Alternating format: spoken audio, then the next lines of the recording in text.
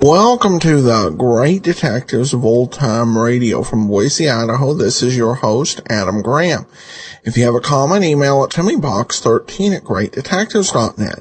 Give me a call. The number is 208-991-4783, and take our listener survey, survey.greatdetectives.net.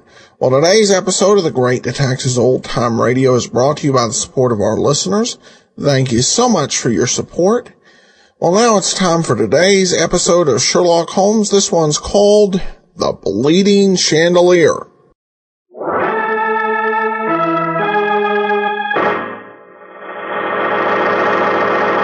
From New York City, the makers of Clippercraft clothes for men and 1,036 leading retail stores from coast to coast present the world's most famous detective, Sherlock Holmes.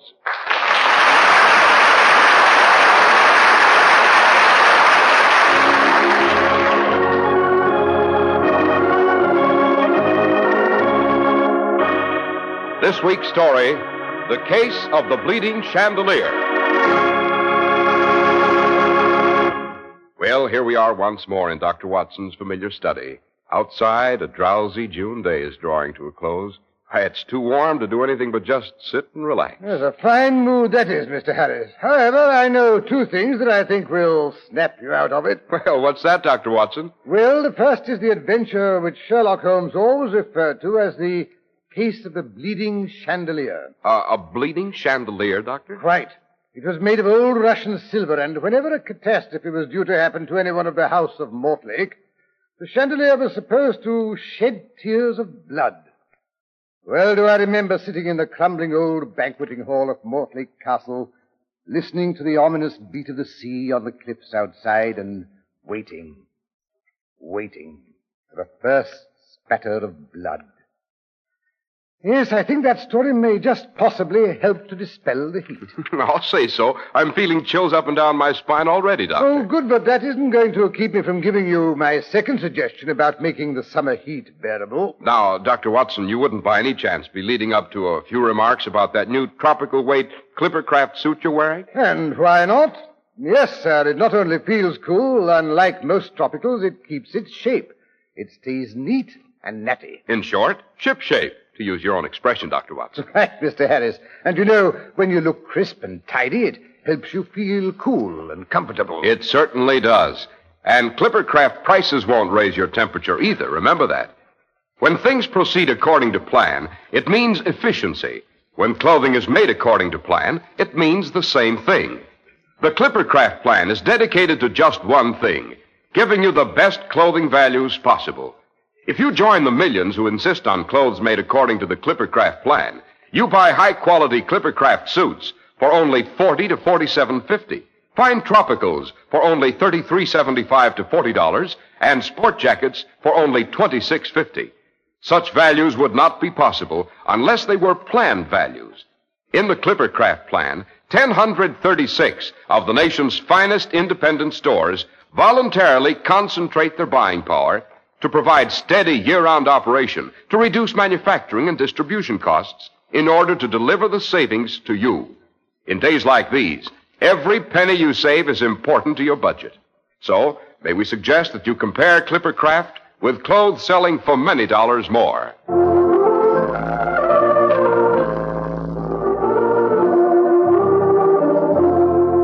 And now, Dr. Watson, back to Mortlake Castle and the chandelier that shed tears of blood. Or did it refuse to live up to its reputation? As a matter of fact, yes, it was rather curious blood, as it turned out. But to begin at the beginning, let me see, it was a murky midsummer day in the late 90s. When Holmes came in to breakfast, he found a large envelope addressed in a scrawling, rather flamboyant hand and with a decidedly grandiose purple seal affixed to the back flap.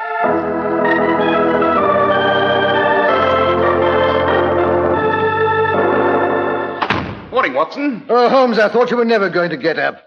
I see there's a tremendously important-looking letter waiting for you. Really? A communication from the court chamberlain, I presume, telling me I'm to be knighted. Oh, don't be an ass. What's so asinine about that? What did I do with my tobacco? Plenty of pompous nonentities without 1/10 my brains have managed to get themselves on the honours list. Confound that tobacco pouch. Where is it? Oh, never mind your tobacco pouch. Here, have a cigar and sit down and open your mail. Oh, thank you, Watson. Yes, your practice must be improving. Your cigars are becoming quite respectable. Yes, quite respectable. Holmes, you old fraud. I don't think for 1 minute you mislaid your tobacco pouch. There it is in the pocket of your dressing gown. Well, so it is. Now, fancy that. Yes, you were just trying to wangle one of my new cigars. I say, how in blazes did you know I'd been given a box of Coronas? My dear Watson, the Morning Times lists the birth of another son to Mr. Harridge, the hair tonic millionaire, and to Mrs. Harridge, too, of course. He always gives you Coronas on these occasions. Holmes, will you stop blithering and open that letter? Dear, impatient this morning, aren't we? Yes, Watson, you're as anxious and high-strung as any prospective father when you think you see a new case in the offing. Holmes, will you please open? Very well, very well. Now, what have we here? The postmark says Mort's Bay. That's in North Devon, if I'm not mistaken. No, for once you're correct.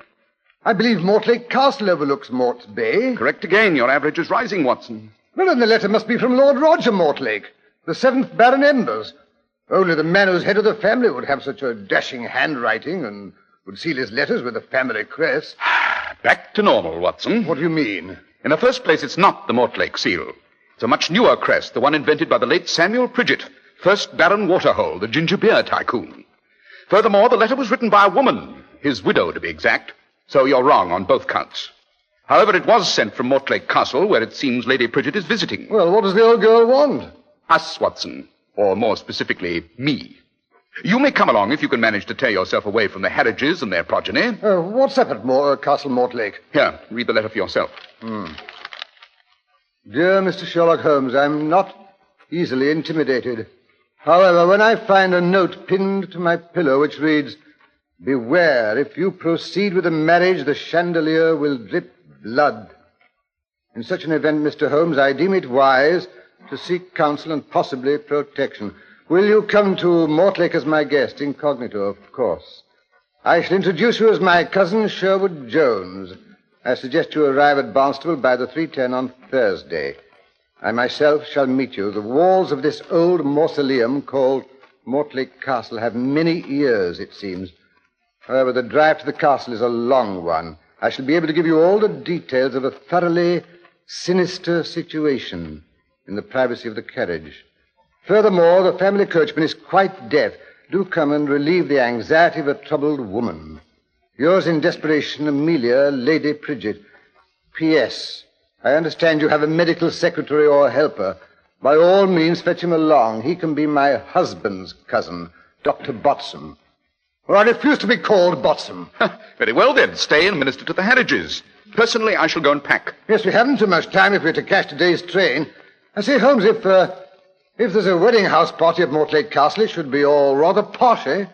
Shall we take white tie or black, do you think, huh? You may take your entire trousseau, my dear Watson.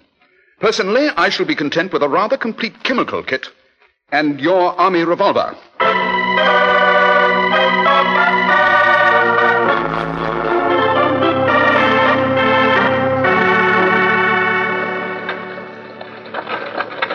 See, these old family carriages are quite comfortable and roomy, eh, Holmes? We shall be lucky if this ancient omnibus doesn't fall apart before we return to Castle Mortlake. Yes, I gather, Lady Pidget, that it's been in the family for some time. It has indeed, Mr. Holmes.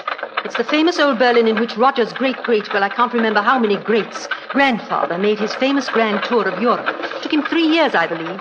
He even went as far as St. Petersburg. That's where the trouble began. What trouble, Lady Pidget? Well, the young fool met a Princess Olaf and fell head over heels in love with her. It seems she was a favorite godchild of Catherine the Great. Lord Mortlake managed to marry her, and they returned to England with an enormous Russian wolfhound and that cursed silver chandelier in this very carriage. This chandelier, I take it, Lady Pidget, is the same one which is now supposed to drip blood whenever there's to be a catastrophe of the Mortlake family. That's right, Mr. Holmes. When is this colourful phenomenon first supposed to have occurred? Well, it all began with the death of the Russian princess herself. She had a bit of a temper, it seems. No one could polish her silver chandelier to suit her. She had the habit of hitting anyone who didn't please her with a nasty little riding whip. One morning there was a new red-headed girl up on a ladder working away at the silver chandelier when her ladyship swept into the banquet hall. One look, and the Russian burst into her usual torrent of rage. She hit the redhead across the face. Now, it so happened the girl was Irish. And if there's a stronger temperament in this world than the Russian, sure, it's the Irish. Right you are there. Well, Bridget or Nora, or whatever her name was, snatched the little whip from her mistress's hand, and then looking her straight in the eye, she laid on her the terrible strangler's curse of Donegal. Then she strode from the room and slammed the great door after her. Good for her. The Russian could be heard screaming that she'd polished the chandelier herself. They heard her bolt the door. All afternoon, she could be heard laughing and singing wild Cossack songs. As evening came on, the singing ceased. The Russian princess didn't appear at the supper table, but no one dared go fetch her. As the evening wore on, her wolfhound began to whimper outside the locked door. Shortly before midnight, he started to howl. Finally, Lord Mortlake could stand it no longer.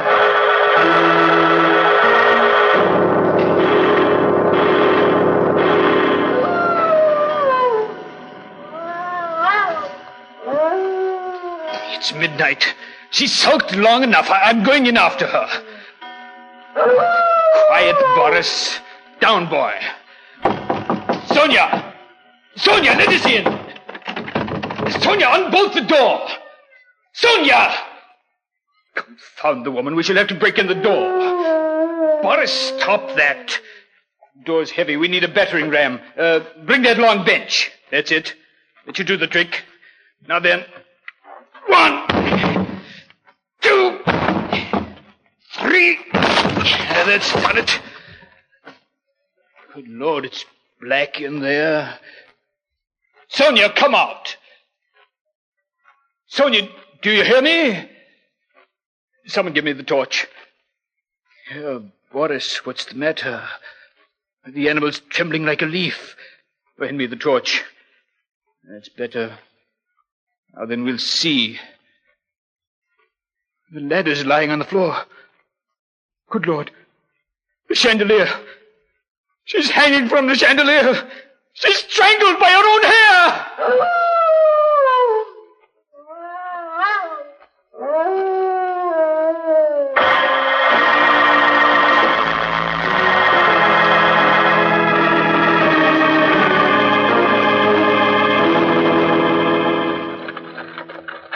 Well, that was the end of the Russian princess, Mr. Holmes.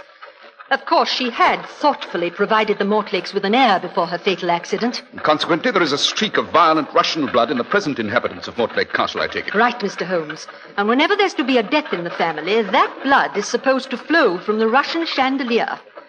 Personally, after Roger and I are married, I shall insist he get rid of the ugly eyesore. Yes, and I shall see he buys a new carriage, too. He pretends the family still uses this ancient relic for sentimental reasons, but everyone knows it's because he can't afford a new one. Well, you look shocked, Dr. Watson. No, not at all. To be brutally frank, gentlemen, it is the accepted opinion in all the drawing rooms and public houses of Devonshire that I am marrying Lord Roger Mortlake for his social position, and he is marrying me for my money. Well, I'm sure that... Well, they're wrong, Dr. Watson. Roger and I have been in love ever since we first attended Miss Hermione Tilsbury's dancing classes. We should have been married 20 years ago, but his father broke off the match. You see, we were both as poor as church mice, and it takes a whacking amount of money to run Mortlake Castle. Well, one of the blessings of being nobody, Holmes? You can marry to suit yourself. Don't interrupt, Watson. The irony of the situation, Mr. Holmes, is that Roger was persuaded to marry one of the Burdock girls, whose father was supposed to have quids. The father managed to go through his fortune shortly afterwards and died bankrupt. Poetic justice, Holmes? I, on the other hand, married Henry Pidget, a jolly, good-natured little man with no prospects whatever, and he up and acquired millions. Dear Henry, we had a very pleasant life together. So now you're determined to marry your first love. We females are curiously single-minded creatures, Mr. Holmes. It's always dangerous to frustrate a woman. Quite. Tell me, Lady Pidget, is there anyone at Mortlake Castle who's opposed to your marriage to Lord Roger Mortlake? Quite a few, I should imagine, Mr. Holmes. The First Lady Mortlake's personal maid, old Buffon. She glares at me as if I were a mongrel that had wandered in off the streets. And James, he's Roger's son. He resents the fact that we didn't wait at least 2 years after his mother's death. The girls, I must say, are more realistic. Possibly because they realize my money will buy them quite a few social opportunities they should not otherwise enjoy. Yes, on the whole, I have more respect for James's attitude. Although I shall pay it no heed, mind you. I quite understand. And then, of course, there's Hubert. He's Roger's younger brother, still a bachelor at 57. He's the only one that's really enthusiastic about the match. But then I've always been able to wind Hubert around my little finger. Even more easily than Lord Roger? Oh, good heavens, yes. Roger's a mule. And besides that, he has principles. He absolutely refused to run away with me 20 years ago, and I had the devil of a time persuading him to propose after we were both free again. He has scruples about accepting my money, it seems. I finally pointed out that it was pure selfishness. He might enjoy being a pauper and watching Mortlake Castle crumble over his head, but was it fair to the children? And that persuaded him? Well, of course I was wearing my new Paris shirtwaist at the time, the one with the peekaboo bodice. I see. Oh, by the way, that reminds me. I must warn you about one thing, gentlemen. There's to be the usual big wedding rehearsal dinner at the banquet hall tonight. The Mortlakes are great ones for drinking toast. Oh, bridal champagne and all that, eh? Jolly, eh, Holmes? Champagne, my foot. At Mortlake Castle, toasts are drunk in Mortlake mead. The recipe for it goes back to their Saxon ancestors. Look out for it, I warn you. It's liquid dynamite. Ah, yes, mead, or metheglin, to use the ancient term, was a drink supposed to promote health, long life, and vitality. It's made from honey. I'm a bit of a bee fancier myself, you know. Oh, then you'll have something in common with Hubert. He takes care of the bees at Mortlake. Won't let anyone else go near the hives. Not that anyone wants to, heaven knows. The bees at Mortlake are notoriously short-tempered. Interesting. I shall see if I can't persuade Hubert. Oh, dear. Oh, what's up? Something's frightening the horses. Oh, dear. Look, they're running away. No, the coachman has them under control. He stopped the carriage. What's the trouble, Benjamin? Oh, dear, I keep forgetting he's deaf. He's getting down off the box. Sir Holmes, there's something lying in the road up ahead. The driver's gone to investigate. It's getting so dark I can't wait. Watson, you stay out here with Lady Pidget. I'll go and see if Benjamin needs help. Wind rising. That pounding up ahead, that will be the sea. It must be close to Mortlake Castle. Yes, let's see what we've got. Lantern! Benjamin, give me the lantern. A sheep. Quite dead. Still bleeding. Nasty series of gashes across the throat. There be evil coming to Mortlake. It's a sign. When that Russian ghost dog comes back and kills a sheep, it's a sure sign. Mark my word, tonight the chandelier will drip blood.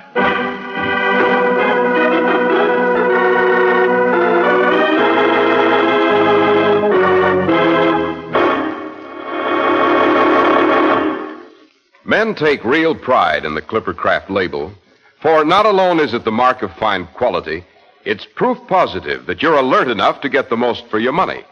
Few have the follow-through that makes really great values possible. The famous Clippercraft plan, our follow-through, literally assures you of satisfaction. Through it, you get the benefit of great savings made by the fact that 1,036 of the nation's finest independent stores from coast to coast have voluntarily concentrated their buying power. It's the reason your Clippercraft dealer shows you such remarkably fine quality in suits for only $40 to $47.50, in tropicals for only $33.75 to $40, and in sport jackets for only $26.50. For selling expensive clothes at inexpensive low prices at the nation's finest stores is the great big idea behind the Clippercraft plan. That's why men who know insist on Clippercraft clothes. So be sure to visit the Clippercraft store in your city. These leading stores in the metropolitan area are proud to add their names to Clippercraft in your suits, sport jackets, and tropicals. In Manhattan, Saks 34th, Broadway at 34th. John Wanamaker Men's Stores, Broadway at 8th and 67 Liberty Street. In Brooklyn, Abraham and Strauss. In Newark, New Jersey, Boulevard Men's Shop, Kresge Newark. And in Jamaica, the B&B Clothes Shop, 16408 Jamaica Avenue. now back to Mortlake Castle, where Dr. Watson and Sherlock Holmes, all done up in their stiffest shirts and highest colors, are being given a personally conducted tour around the castle by its future mistress, Lady Pidget. And this is the banquet hall. Good Lord, it's enormous. The early Mortlakes took their banqueting seriously, it seems. That's the old maid, Butham, arranging the flowers. Oh, Butham, you might draw the curtains and open the glass doors a moment. I want the gentleman to have a look at the view from this room. Obedient, but grudging, eh, Holmes?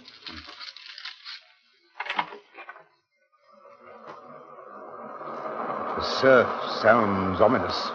Aye. There's a sound of doom in it tonight. You do well, my lady, to leave before there's harm done. What do you mean by that, Buffum? She's just trying to frighten me off. It won't work, my girl. It takes more than dead sheep, pounding surf, and dripping chandeliers to get rid of me. That's all. You may close the doors and go. By the way, that is the chandelier, I take it. The enormous silver one near the great center window. That's right. Well, it's certainly spectacular, eh, Holmes?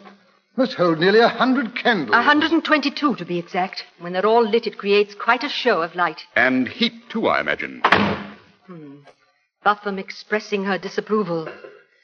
Well, I'm glad she's gone. She was giving me the fidgets. I see there's a ladder under the chandelier. Yes, they're about to light the stupid thing, I imagine. I think I'll just mount it and take a closer look if you've no objections. None at all. I'll hold it steady for you. Thank you, Lady Pidget. Yes, I thought I recognized it. You mean you've seen the chandelier before? No, it's twin sister in the Winter Palace in St. Petersburg. It's supposed to have been made for Catherine the Great to eliminate any suitors who had lost their charms. What do you mean by that? Both chandeliers are hollow. The one in St. Petersburg was so hung that boiling lead could be poured into it from the room above. It eventually found its way out of the mouths of these little silver dolphins and poured itself over the guest of honor seated below. Yes, the mouths of these particular dolphins seem to be stopped up, however. Well, thank heaven for that. Oh, balderdash. That chandelier doesn't reach to the ceiling. It's too high up. It's hung to a great hook by a long velvet cord. Yes, the cord looks rather frayed. Furthermore, there's no room above this. Nothing but that vaulted ceiling up there. Oh, if you think anyone can make the chandelier drip blood by crawling around on the roof, you're very much mistaken. Yes, it doesn't seem very practical. Who is due to sit at these places directly below the chandelier, Lady Pidget? Why, that is Roger and I suppose. It's the head of the table, you know. Yes. Now, suppose we shift things around a bit. Help me, Watson. I hope. If we pull the table to one side... A little further, Watson. That's better. Yes. Now, if you'll seat Watson and myself to your left, Lady Pidget. Now we'll be directly under the chandelier. I say, Holmes, do you have to... Quiet, Watson. Someone's coming down the hall. Ah, there you are, Amelia, my dear. Roger's looking all over for you. They're having sherry in the pink drawing room. Oh, we'll go right along, Hubert. Thank you for telling me. I was just showing my cousins the chandelier. Oh, how'd you like the old monstrosity? To be quite frank, I don't. Neither do I. Ah, well, I came in to light the candles on the silly thing. Tell me, Mr. Mortlake, do you believe this chandelier drips blood whenever there's to be a catastrophe in the family? Well, something of the sort did happen, you know, when my Uncle Edgar was drowned. I was quite young at the time and terribly impressed by the great brownish drops. Of course, looking back, I realized there was a terrific rainstorm and there may have been a leak in the roof and the water splattered through onto the chandelier and gathered rust and dripped off or something of the sort. But it's a silver chandelier, Mr. Mortlake. Why, that's right, Hubert. Silver doesn't rust. Oh, well, maybe there's some other explanation. I'd better start to light it or they'll be ready for dinner before I've finished. Our butler's getting old, you know. Letters give him vertigo, I'm afraid, so it's up to me. May I help you? Let me take that silver pitcher you're carrying. Thank you, no. I'll just put it here on the sideboard. It's the famous Mortlake mead, you know. I was just decanting. But you better run along, Amelia, and take along your cousins, my dear, or Roger will be wilting his collar out of sheer anxiety.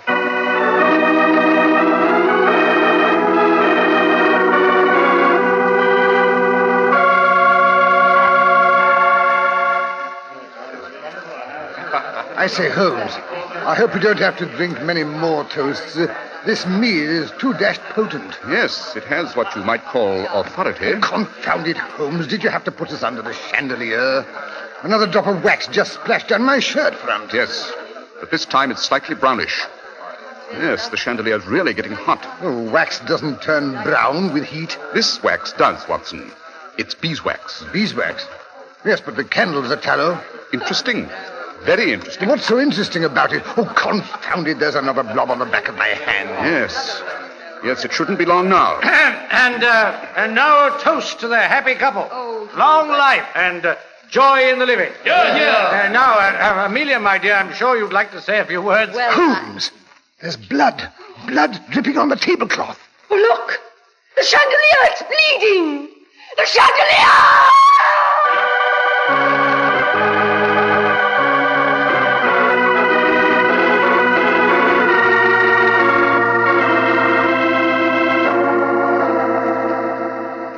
Amelia, my dear, I do think you might have told us your guests were the famous Sherlock Holmes and Dr. Watson, not pass them off as your cousins. Do be quiet, Hubert.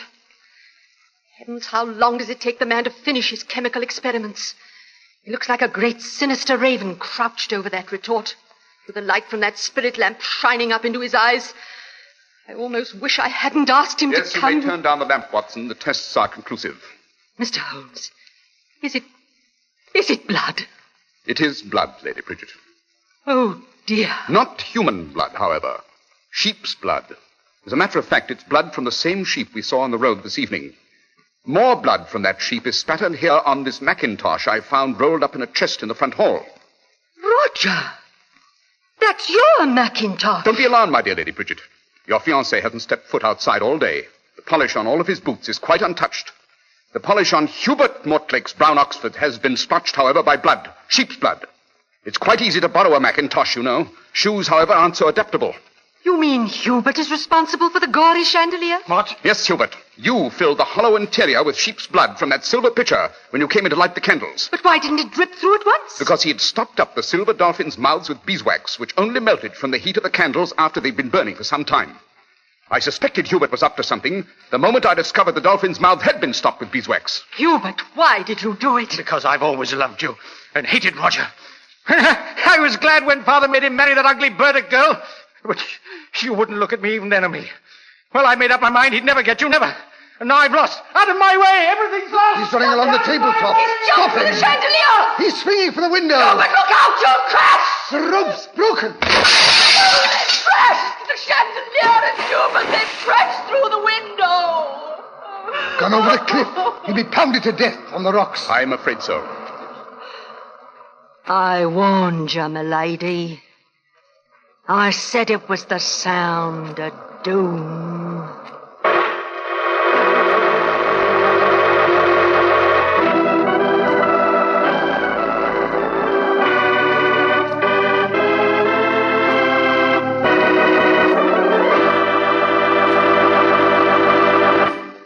You wouldn't have a nice hot cup of soup handy, Dr. Watson. No, but I can lend you my last winter's overcoat, Mr. Harris. Well, that was certainly a real old-fashioned chiller-diller, Doctor. But now, could you give us a hint about next week's story? Well, let me see now. Next week is the last broadcast of the season, Mr. Harris, so I think I'll pick a good old-fashioned hair-raiser. Fair enough. Yes, I think I'll tell about a double murder that occurred in Ronda's circus. It concerned a clown and a savage lion and a certain strong man whose courage failed him at the crucial moment. Holmes always called it The Adventure of the Veiled Lodger.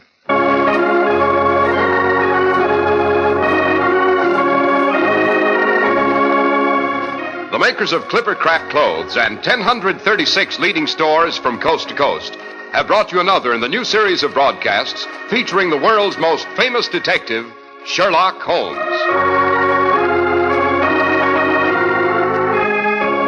Our stories are based upon the character Sherlock Holmes, created by Sir Arthur Conan Doyle. Sherlock Holmes is played by John Stanley, Dr. Watson by Alfred Shirley, and the dramatizations are by Edith Miser.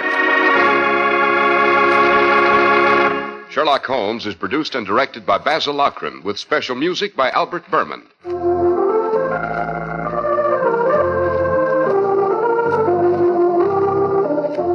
John Stanley, known best to you as Sherlock Holmes, has turned author.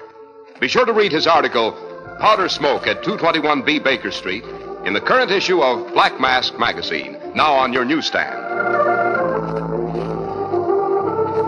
If you don't know your Clippercraft dealer, write Clippercraft, 200 Fifth Avenue, New York City.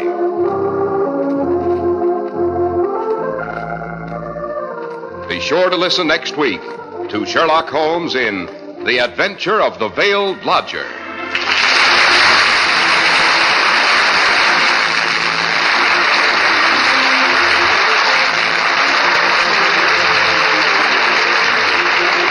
This is Cy Harris speaking for Clippercraft Clothes. This is the Mutual Broadcasting System. Welcome back. Well, spooky episode here. I thought it was well done right up until the end, where you kind of got this feeling that they sensed that the episode had not been dramatic enough, so they just went over the top at the end of the show. But other than that, I thought it was pretty good. And I think we'll have more episodes like this coming up in the next season of Sherlock Holmes, which we'll start hearing in the next couple of weeks. So we turn now to listener comments and feedback, and we just do have one review from Donald E38. I listen regularly and enjoy it very much. That's a review of the app. Truly appreciate all the great reviews we got on the app as well as on the podcast itself, and I do encourage you to leave your reviews if not that, definitely rate us over on iTunes. It definitely helps the show grow. All right, well, that will do it for today. We'll be back tomorrow with yours truly, Johnny Dollar, and join us next Thursday, where we'll have the last episode of Sherlock Holmes of the 1947-48 season. In the meanwhile, send your comments to box13@greatdetectives.net. Follow us on Twitter at Radio Detectives and give us a call, 208-991-4783. From Boise, Idaho, this is your host, Adam Graham, signing off.